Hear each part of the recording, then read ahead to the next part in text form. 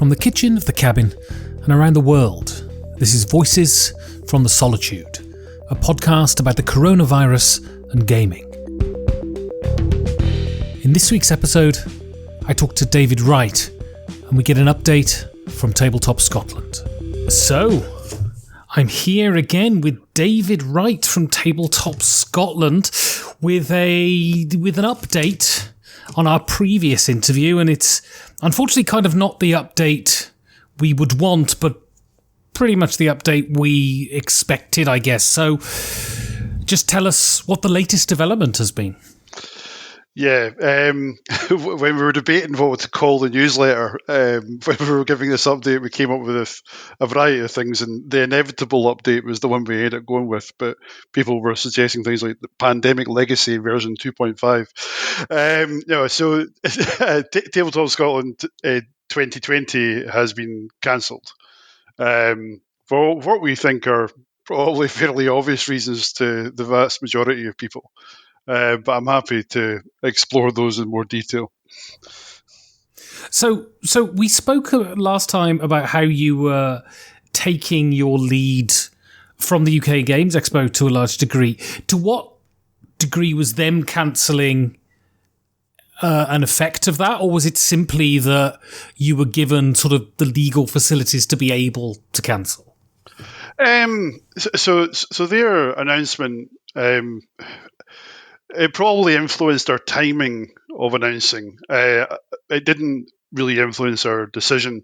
We could have waited another, 4, 6, 8 weeks and came to the same. We would have come to the same conclusion. Is essentially where our heads were at, and we would have had more challenges of, by then we would have had more tickets sold, some more refunds to process, and we would have likely been in a stage then that money between ourselves and exhibitors would have been exchanged, and the machine of running a convention would have been much further down the track. So we decided to, I suppose, as I say, as a result of Expo making their decision, kind of going, right, okay, we need to decide kind of now, because we know what the answer is going to be. So we got together as a team and just kind of chewed it over, and it was at that point we were like, right, okay, well, what are we waiting for? Best will in the world, mass gatherings of greater than 1,000 people really aren't going to be something that a lot of people want to experience. Never mind be something that can happen. And even if they can, should we be doing that? Was kind of where we were leaning towards, and we ended up coming down with no, we shouldn't be doing that. So it was fairly easy to come to that conclusion.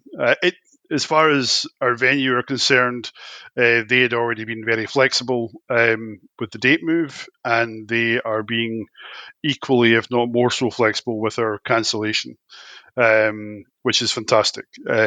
Almost all of their staff are on furlough, so it's been done over text messages and things like that with our contacts. But yeah, so as far as all of our commitments as a convention are concerned, those are all clean and tied up and sorted out now.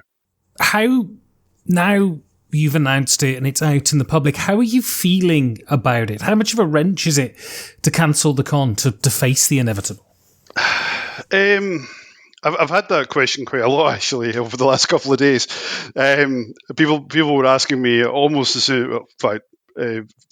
soon as we announced, how are you feeling about it? And at the time, I was absolutely fine because I know it's the right decision. It's that kind of responsible adult type response. I think I know as time gets closer to the convention itself, I will miss the fact that I'm not busy with it, and I'll probably end up busying myself with other things. Not entirely sure what they will be. But the bigger challenge right now is actually just my inability to game, at least in a face-to-face capacity. That is probably having a greater impact on me than the cancellation of the convention. But I'm sure the convention cancellation will start to impact me as we get closer, and as it will for all of us, because we're not even able to get together as a team in any capacity other than online, which isn't the same. And so you said people have been asking you how you feel and stuff, but what have been people's response, like potential attendees? What has been the reaction to the announcement? So the reaction has been overwhelmingly positive and overwhelmingly supportive. We haven't had we've had people who obviously people are disappointed because they were looking forward to it, and that was part of our discussion as a team was right. Do we want to cancel now when we know that people will be looking forward to it because they'll be looking to the other end of this tunnel, as it were? But it didn't change our conclusion, and the feedback was no, it's the right decision, and it was actually appreciative that we'd made the decision so far in advance. I mean, October is 5 months away, so it was kind of like right. If we'd left it any later, I think people would have been a bit more frustrated as well. So, as I say, the overall kind of response from people that we know and people that we don't know, and our exhibitors and various other partners that we have, has been very supportive and looking forward to next year, which is something we'll obviously have to find a way of building momentum towards.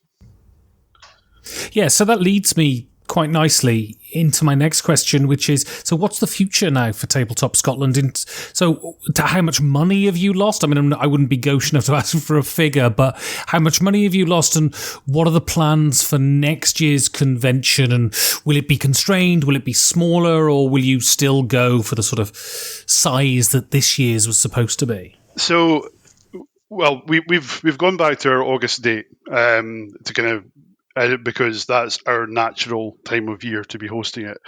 The main difference, so essentially, it's our 2020 original plan that we are implementing in 2021, with one kind of key difference. We'd already decided before all of this happened that we would be looking at a 3-day event for 2021.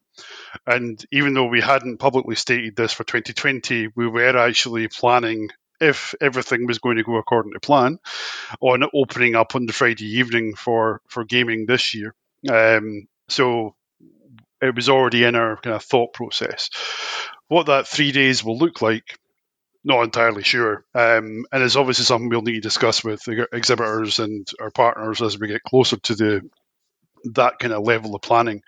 But it's the same scale as it was in 2019, but we're aiming to grow and kind of take the growth that we had from 2018 and 2019 into 2021, almost working on the assumption that 2020 didn't happen, which I'm sure a lot of people wish. So I think the main difference, though, is we're going to go for 3 days of a convention. It's really just a question of what shape that takes, whether it's with exhibitors or not, and things like that we need to work out.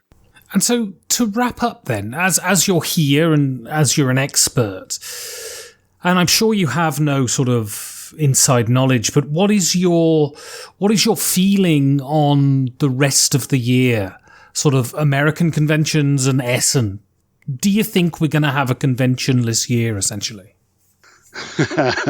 As someone who's cancelled his trip to the States for Gen Con, even though they haven't announced yet, no, I genuinely don't. I don't see how any mass gathering is feasible until such time as a real medical approach to this is found, whether that's a vaccine or treatments or whatever it is. But even once a vaccine occurs, and this even becomes a how early in 2021 will a convention occur? I think people will be hesitant to go for mass gatherings so really quickly. I cannot see a surge towards that, as it were. 2020, though, as far as my kind of opinion at the moment, is that there won't be any tabletop conventions. Certainly on the UK, I'm not expecting Spiel to go ahead. I fully expect the Origins, even though they've postponed to October, won't go ahead. It just doesn't feel like it's something that any attendee would be wise to do. Brilliant. Well, David, thank you very much for the update, and hopefully I might try and make it over to Tabletop Scotland next year and have Richard from We're Not Wizards put me up.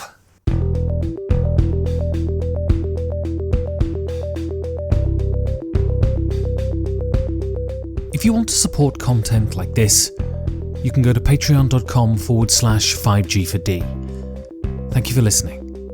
Stay safe, and if you can, stay at home.